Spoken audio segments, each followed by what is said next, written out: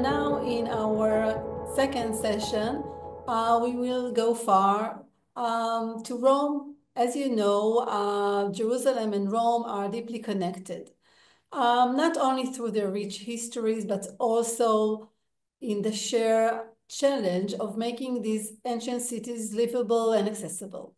Balancing the conservation of heritage with the need for inclusivity is a complex task, one that both cities face daily as they strive to welcome residents and visitors alike. To guide us, we have three experts in the field. Francesca Stasolla is a full professor of Christian and medieval archaeology at the University of Rome, Sapienza. She's an archaeologist and a scholar and is deeply involved in accessibility issues in both Italy and Israel. She will be discussing Rome as a case study. Dr. Avi Ramot was the senior consult for the project that made the old city of Jerusalem accessible. He will share his experience and knowledge with us. Dr. Avi Ramot was our consult here at the Tower of David as well. And we will start off with a view from the Tower of David from the top of the Fatsael Tower, which because of archaeological concern can only be reached by stairway. So we created a 360-degree view of the magnificent view of all of Jerusalem, old city and new, presented by Ilan. Eli is the head of our International Education Department. After the presentations, there will be time for questions and discussion. Please write your questions in the chat box, and we hope to address as many as possible at the end of the session. Ilan, to you, please. Hello, everyone. Nice to be here and take you on a tour of our 360-degree overview lookout over Jerusalem. So in just a few seconds, I'm going to share my screen and you're going to teleport yourself right to the Citadel, to the Tower of David, and have a look at all the beauty of Jerusalem. Okay, so we are now standing on top of the Fatsael Tower. And this is exactly the view that people who actually come up these steps that I'm pointing, this is exactly the view that they see when they come up. And you can see that it's a full panoramic view of the city, 360 degrees. We are now looking, I'm going to zoom in a little bit. We are now looking to the west. Looking, first of all, of course, you see the Citadel and the flag of Israel and the flag of the Tower of David Museum, and of course, the Tower of David, the minaret. And beyond the Citadel, you can see New Jerusalem. When you look to the west in Jerusalem, it's looking to the new city, okay? You can see the King David Hotel. You can see the YMCA of Jerusalem. You can see the first neighborhood that was built in Jerusalem. You can see the windmill. I'm going to zoom in a little bit more, okay? And of course, when tour participants are coming and they put the goggles on, they can do the same thing that I'm doing right now. They can look at things from afar. They can look at things from nearby. Here is the first neighborhood built outside the city walls of Jerusalem. So I'm now going to take you to the other side of Jerusalem. We are really making a 360-degree turn, and we are now looking, hold on. We are now looking towards the east side. When you look to the east side of Jerusalem, you're looking to the Orient, okay? You're looking to the east where all the ancient stories of Jerusalem are. Of course, you can see the Dome of the Rock. You can see Al-Aqsa Mosque. You can see the Church of the Redeemer. You can see the Church of the Holy Sepulchre. And this is how it looks like in daytime. But Actually, in Israel right now, if we were standing on top of the tower, we would see it in this way. Okay, so we allow people to see it. Actually, people who put on the goggles, they get to see it daytime and nighttime at the same time, which is pretty remarkable. And while they're looking, you can see that they have an opportunity to look and get explanations because they're not up there with the guide to hear the explanations. So with their eyes, they can focus on certain places. And this is in Hebrew right now, but it's also in English and in Arabic. So let's have a look at the English version. For example, they want to see what this beautiful building is. And with their eyes, they get a brief explanation of just a few words about what it is they're looking at, so they can get a full, comprehensive experience of the view of Jerusalem. And it's exactly the same experience that you get when you stand up there, which I think is pretty remarkable to allow for everyone to get to enjoy the beauty of Jerusalem. So thank you. And I'm Eilat, back to you. Yes, thank you, Eli. It was very beautiful, and I would like to thank Raphael Saxer from Switzerland who filmed this beautiful video you just saw. So thank you, Raphael. And I also want to invite you, as soon as it will be possible, to visit the old city of Jerusalem, the Tower of David. It is beautiful, beautiful city, as you could see. And now we will turn to Francesca Stasolla. Francesca, it's yours.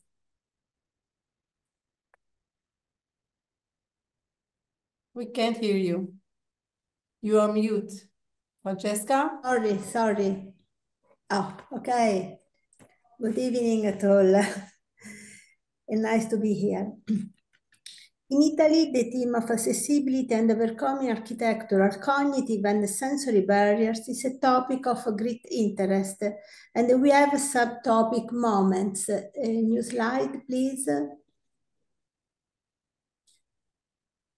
In 2008, we have the publication of guidelines for architectural barriers in cultural sites.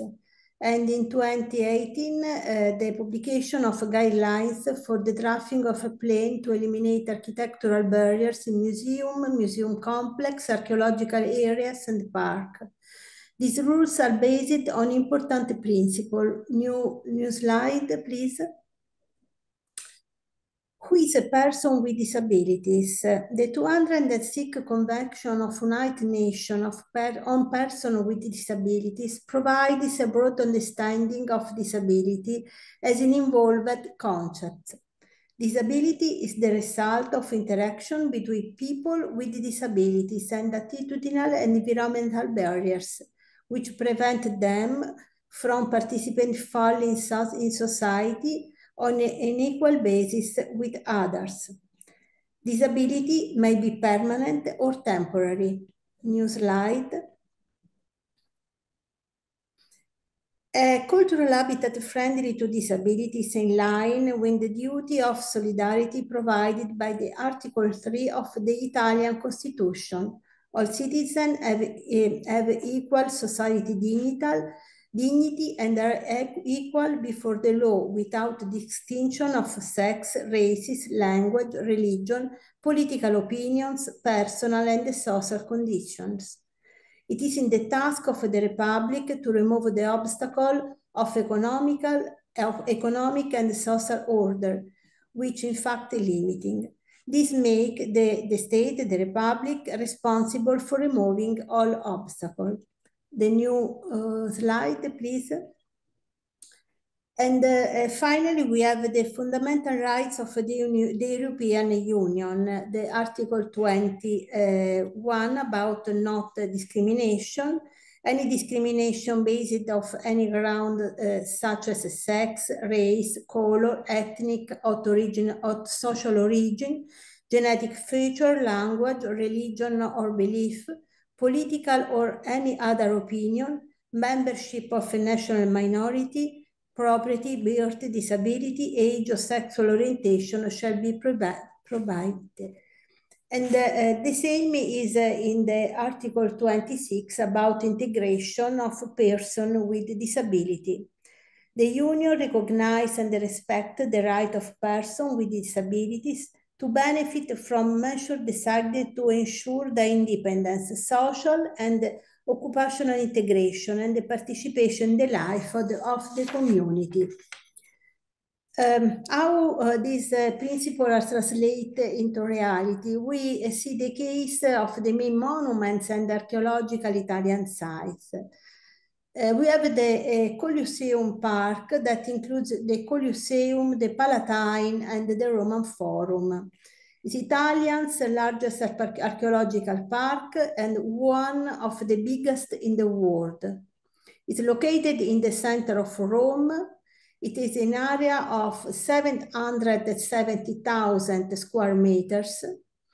Its location poses many problems of road and transportation. The coexistence between the metro and the stability of monuments is a difficult topic.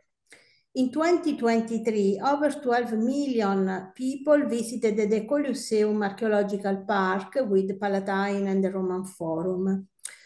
The Colosseum also hosts many green areas for which sustainable economy projects are made.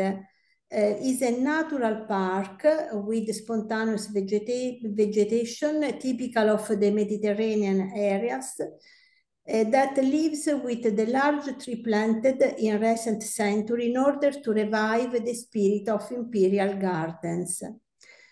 We have a specially green ring, a walk with natural colors with the archaeologist who will take you back in time, starting from the Middle Age to the prehistoric age.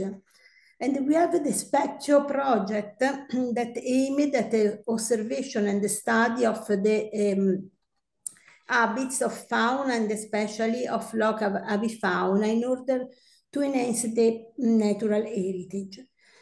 So we have some action for people with partial or total visual impairment without giving up physical contact and the experience of the guided tour. We can see in the map the position of a panel multilingual, Italian, English, and Braille around a specific route. And the new slide, please. And there are 3D reproduction of objects such as sculpture, vases, lithicandries, and at the Palatine was organized a tactile path entitled Cares, the History of Rome. A new slide. This path can be carried out independently for our guide or with a guide of the archaeological park specialized for blind people. Another one. Then we have action against deaf people, visit, workshop, and activities led by deaf operators.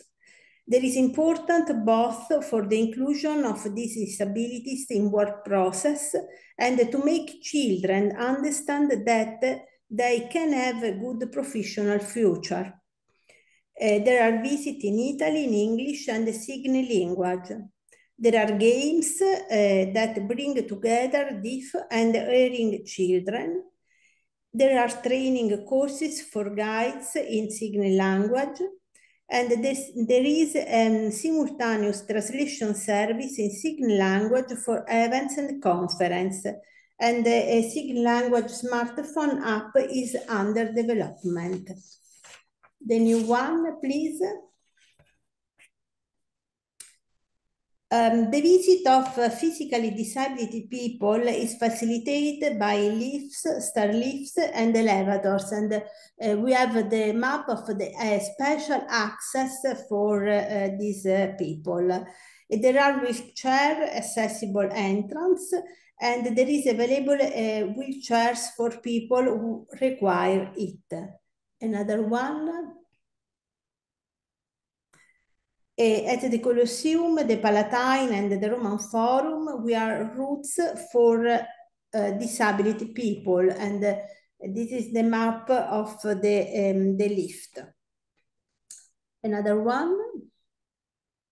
Ecco, these are special routes for people with disability, physical disability. Another one. The physics pair require more sensitive communication. The project we put together the pieces was created for mentally disabled people. It is a project of the Archaeological Museum of Ferrara in partnership with the State Institution for Health.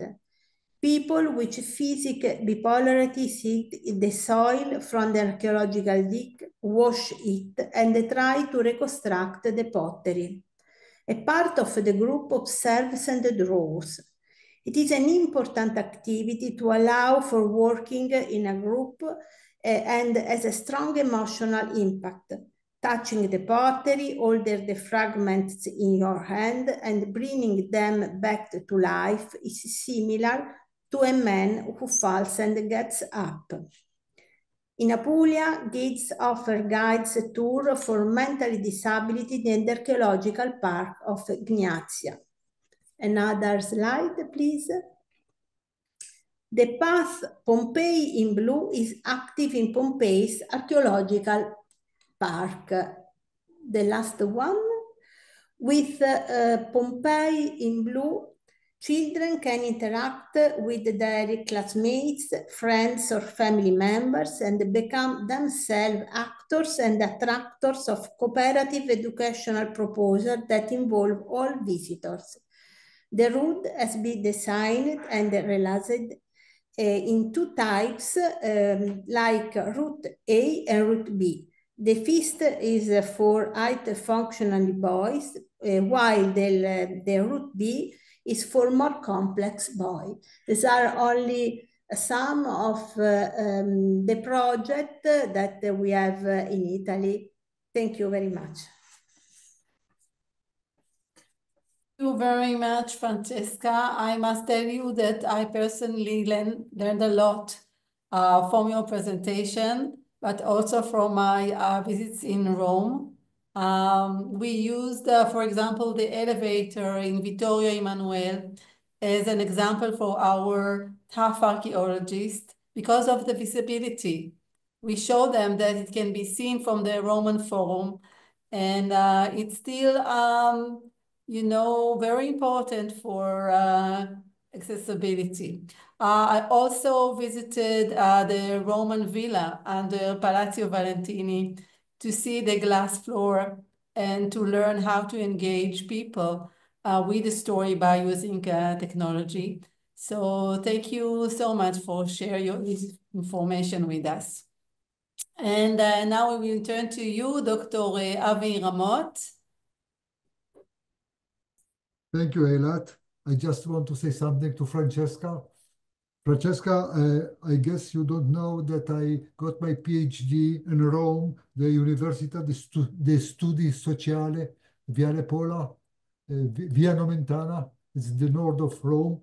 So listening to you, it brings me back more than 25 years. My name is Avi Ramot, and I'm an accessibility consultant up to till the last January. I was the director, the founder, and the director of the Israel Center for Accessibility, run by a Shekel organization. And in February, I left my job, and I joined forces with Eilat, and our dream is to start a center for accessibility in historic cities around the world. The story of the old city of Jerusalem started in 2005. No, go back, Ariel. I'll tell you when to move, okay? Started in 2005 when the government of Israel decided to upgrade all the infrastructure of the old city, water, sewage, electricity, and so on. 2 years later, in 2007, the budget was given to the development authority of the city of Jerusalem. And in the same year, I was called to the director of the authority, and he asked a very simple question. Dear Dr. Ramot, can you and your team make the old city of Jerusalem accessible? I lost my breath, but after 3 seconds, I say, sure, sir. Sure, it's possible. You can understand that I knew very little about the old city of Jerusalem that time, but as usual, I'm very optimistic, and all the rest is history. Next slide, please.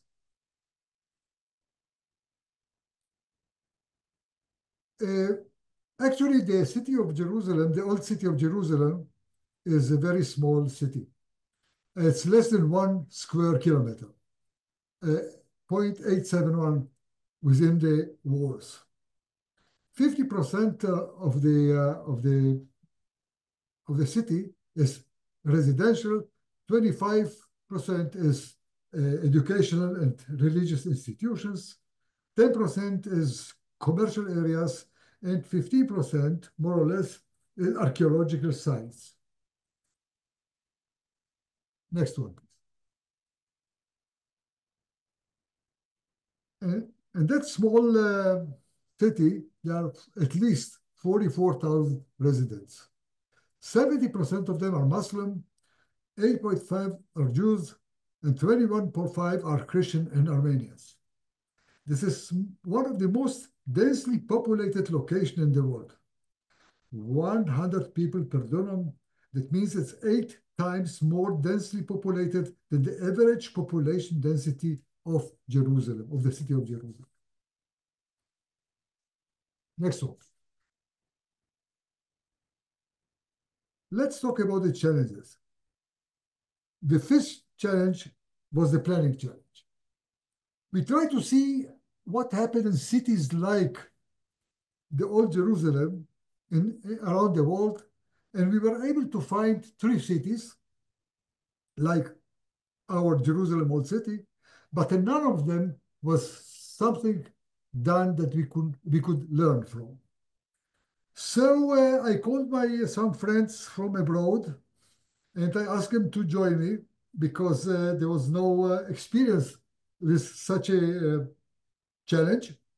But very soon I found myself just alone with my team, and we decided to do it by ourselves. And we started with a survey, an accessibility survey, in all the old city, in all the small streets and the narrow streets of the old city. One of the problems of the survey was that in the old city of Jerusalem, there's no clear definition between public and private property. One of the funny stories that happened to us, that we went during the survey in one of the small streets, and suddenly somebody called us and said, hey guys, why are you walking on my roof? And actually he was right. The street goes over his roof, and we can never understand if to call it public or private. Also, the churches, they adopt some areas around them. And again, the question of public or private is very, very fluid. The second challenge that we have to face was security. As you know, God gave us the promised land in a very problematic neighborhood. So sometimes there are sensitivities. Sometimes there's not a very good feeling about walking and touring around. Especially the sensitivities are in special locations, like an example can be the Nablus Gate during the Ramadan, the holy month of the Muslims. So we have to be very aware when and where we are going. But very interesting that in the walls, within the walls of the old city, is relatively very, very sure, very, very not difficult to walk because it's full with cameras around and that gives some protection to people that they go and shop in the old city.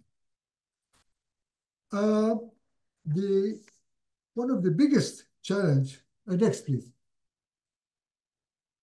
Next please. Was the archaeological challenge. We have to understand that while the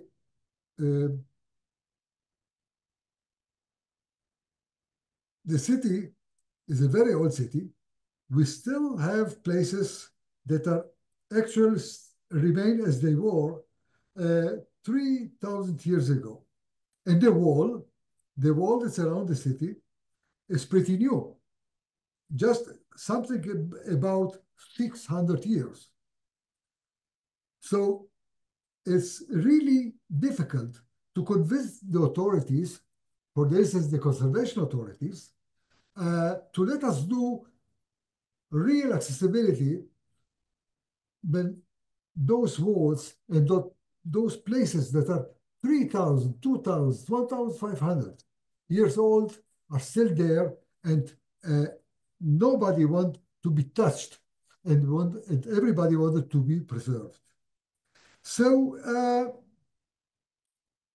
the other problem we had with this challenge was that in the Israeli law, in the accessibility laws, there's no coverage of problems in how do you do accessibility, what you may do, what you can do, what you are allowed to do in a place like Jerusalem. So a lot of things we have to do during negotiation. And we have to negotiate with the conservation authority. And just one example, the Via Dolorosa, famous Via Dolorosa. In the famous Via Dolorosa, we put handrails to help elderly people to walk in such an important and holy place. And to put the handrails in such a place should take like 5 to 6 days. In our case, it took us 6 months. And believe me, my PhD and political negotiation from Rome was a very little help. Next one, please. One of the problems was to work in very crowded areas. We try to do everything we can to keep life going on. Different projects, the town did work with everybody and talk. Somebody say something? No. Okay, you can sorry. continue. Okay. We try to let life go on, and you have to keep in mind that in a normal year, not in a year of war, but in a normal year, there are like 10 million visitors in the city of Jerusalem in a very small area. So it's very difficult to do a real job, to do a work that infrastructure work, to move stones and handrails and so on, when people are walking around. So if we take an example of Haggai Street, that's one of the most commercial street in the city, we decided to make it in 5 different segments. each of them every 6 months, one segment, in order to let the street alive and let people go there and shop there and live there. And that was one of the ideas that helped us to do the job with relatively little interference. Next one, please.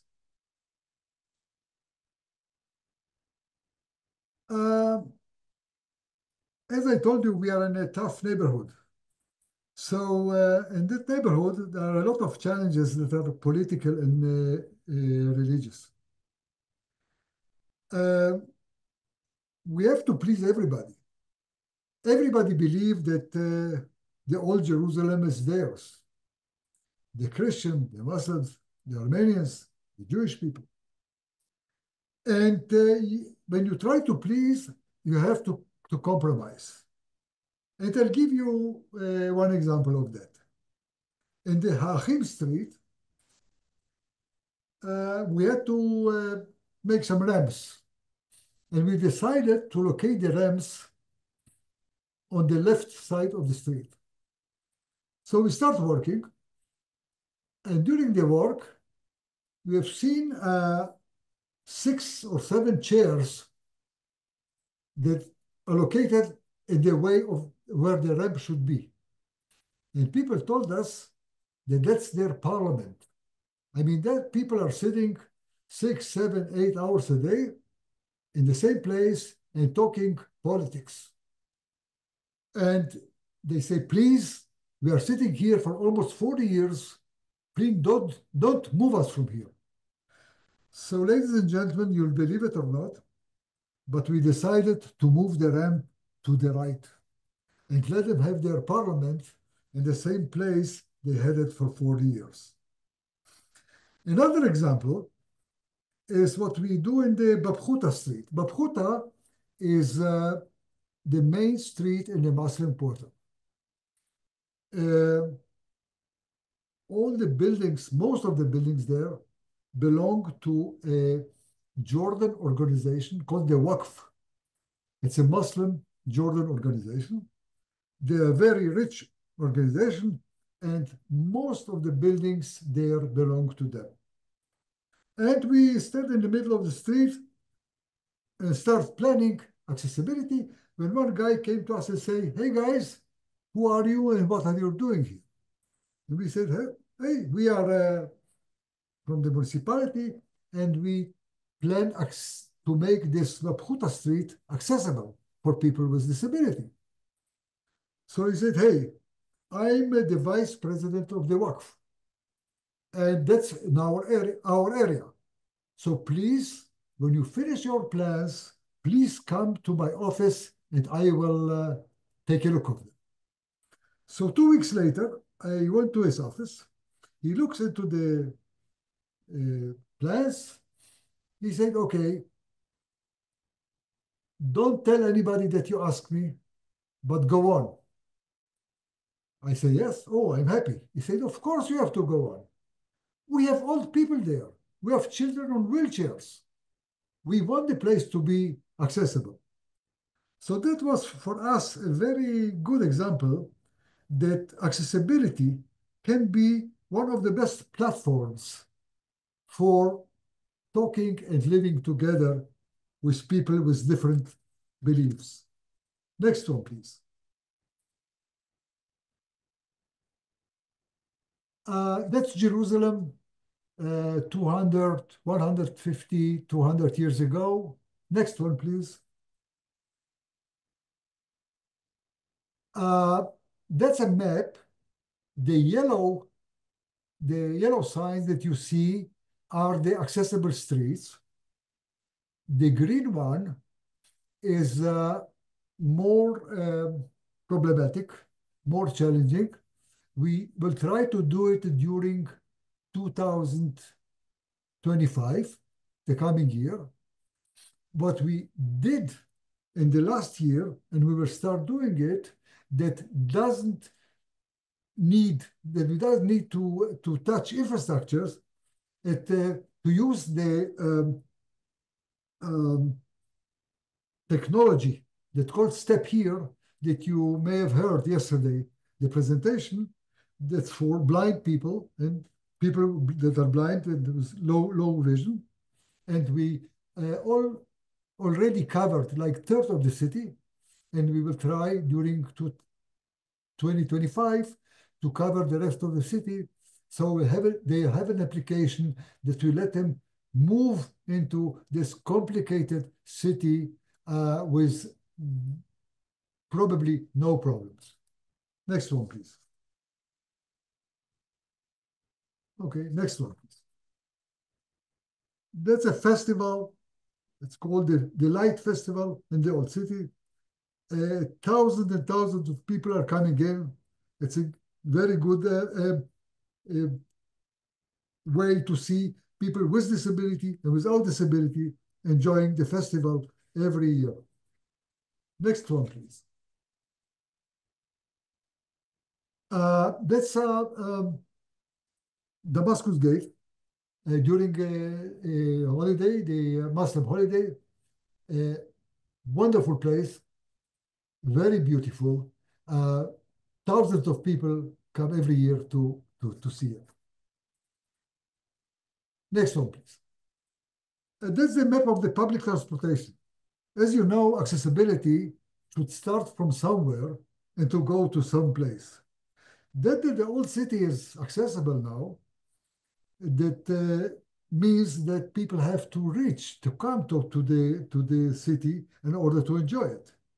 So we we planned and we executed some place that people can park and some public transportation that you can see in red on your left, that we were able to bring in some small buses into the city, all of them accessible, so people on wheelchairs, for instance, can use them and come into the old city itself. Next one, please. Ladies and gentlemen, you'll believe it or not, but what you see now is an ambulance. It doesn't look like an ambulance that we know, but it is an ambulance. I tried it one, and I'll never forget that experience. Really tough, but that's the vehicle that can help to bring people in need, to take them out of the walls and to bring them to the hospital. So here you can see this ambulance on work. One of the things we try to do so to save efforts, next one please, is to work at night. So you can see some images here of the work at night. Next one please. That's the last one.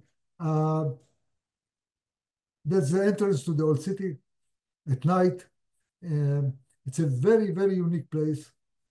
In the name of Eilat and myself, I invite you to come to Jerusalem, to the old city, and to see our museum, and to enjoy the city that was declared by the UN two years ago as the most accessible old city of his type, of his kind.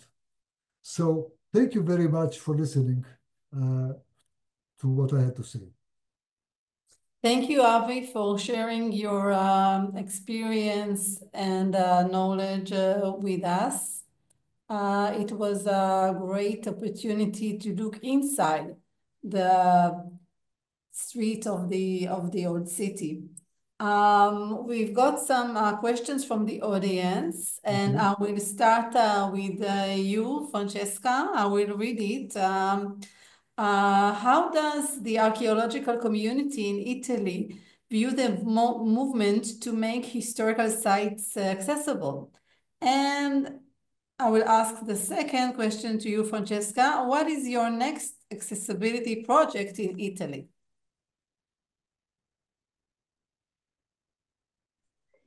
For the archaeological community, accessibility is a great problem in Italy and very, very important, a priority, because all the society is for all the society is a very sensitive question. So a lot of archaeological parks, museum complex are working to improve, to add the accessibility. For us is very, very important. For myself, now I have an archaeological project in Jerusalem, so I haven't in the future, in the recent future, a project in Italy. Great, thank you. So I was asked if the Tower of David Jerusalem Museum was actually involved in accessibility in the old city, not just inside the museum. So I can tell you that in this unique neighborhood, you must work with all the organizations and authorities to be able to actually bring together all the challenges and solutions and ideas. Our upcoming project is not inside the Citadel and the museum. It's actually right near Jaffa Gate, the main gate to the old city, and it's the lower level of the gate. And over there, we are involved in the urban area to make it accessible and to renovate the whole area for the public, not just for the museum visitors.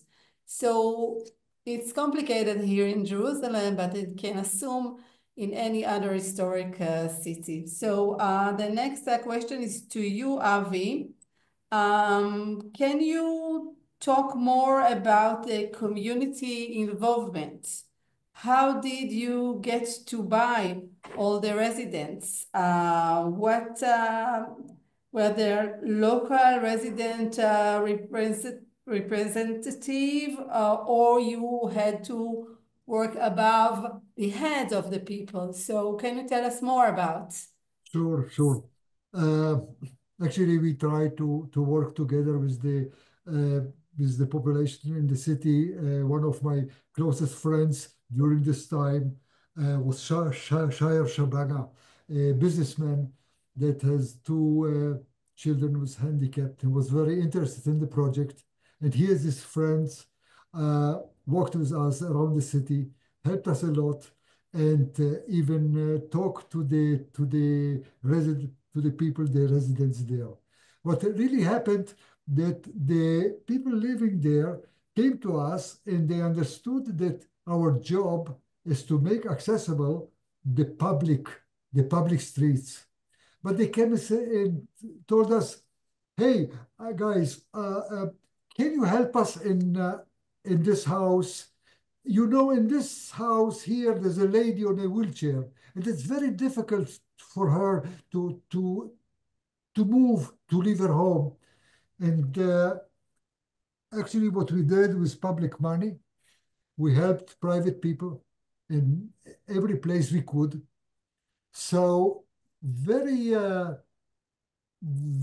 fast, people understood that if they ask us and if we can, we will help them in very private problems. And whenever we had to make one or two ramps that were not in the plan, but can help to some people in one of the houses or two houses that are different or they are in a difficult position, we did it. And I would say that the population, people that live there, are very thankful, very thankful to us. And I enjoyed very much to talk to them, some Hebrew, some English, and a few words in Arabic. So it was really, we try to do as much as we can together with them. Thank you, Avi. Another question to you, Francesca. One of the most challenging, I think issues here was to work with people from different communities, different, quarters of the old city, from the three religions, Jewish people, Christians, and Muslims, holy places, just like churches and mosques and synagogues. What can you tell us about the uniqueness of Rome regarding community? In Rome, we have an historical integration of, for example, for the Jewish community, no? We, perhaps I can understand really the question, because perhaps for us it is not a problem, no? Because we have a traditional integration with the Jewish community, and now we have more recently Muslim community. But it is not a problem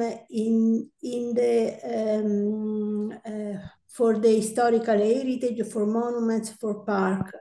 It is not a problem because we have a lot of religious structure that are historical sites, a lot of church, a lot of, for others are historical are monuments, are historical sites.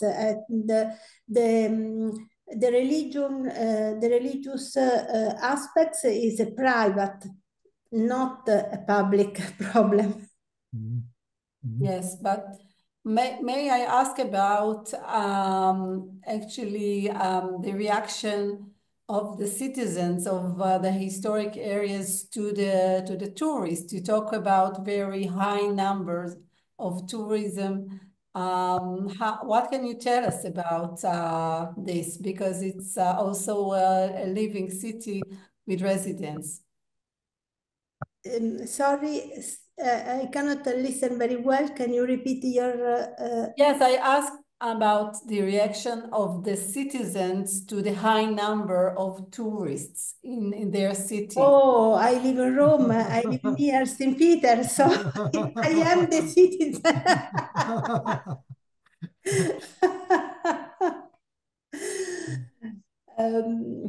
For us, it's difficult, but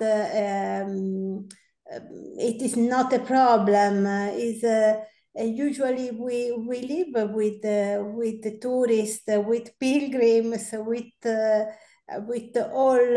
all people. So we have sometimes some difficult for a lot of people, a lot of work, of public work, but Rome is a touristic city. So that's right. It's great. It's a problem, it's not a problem. It's a problem. It is Rome. Yes, right. During Actually, the pandemic, during the pandemic period, was terrible, no, for us, no tourists, no pilgrims, no people. Yes, we really understand, and we are facing now very sad time, and we miss the tourists, and we hope for peace, and they all will come back, pilgrims from all over the world. Let's hope. The last question is to both of you, and it's about the feedback.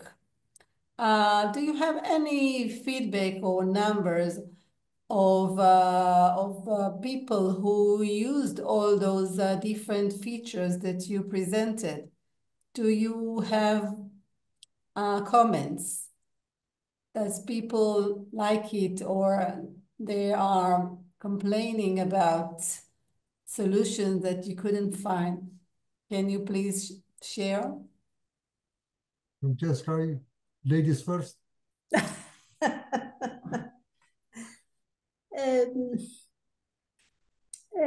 I don't know, really. I hope, but I haven't really an answer for this question. For this question, sorry. I cannot answer it about because. Okay. It's okay. Okay, Avi, what do you think? Okay. I usually I have feedback from the old city, from those people that I know. Most of the people, of course, that live in the old city, they don't know, not me and not my team. But when I talk to people there, and I ask questions, they really say that one of the best things that the municipality, that what they say, what the municipality did is to make accessibility for elderly, for children, and for parents with small children, with young children, and they're grateful. Not there in every corner there's somebody that is singing with joy about accessibility, but whenever you ask them, they say that it's very different what it was before, and especially they appreciated it for the elderly in the old city. Thank you. Actually, you were both involved in important projects in a very wide and big cities. Would you do things differently if you could? Avi. I'm first. I don't know. I think maybe I would have more courage to do things that I did. Maybe I would do things more faster that I did. You see, Eilat, it's making the old city accessible is probably the biggest and most important thing I did in my professional life. Beside the project that both of us are starting now. But till now, that was the really most important thing. And I think maybe I could do, I and my team, we could do maybe a bit more and a bit faster, maybe. Thank you, Avi Ramot, Dr. Avi Ramot, for your involvement here at the Tower of David renovation projects and also in the Old City. I'm sure you are very excited when you see school children with wheelchairs and groups coming and enjoy the rich history of Jerusalem. And thank you again, Francesca Stasolla from Rome. Hope to see you all soon here in Jerusalem.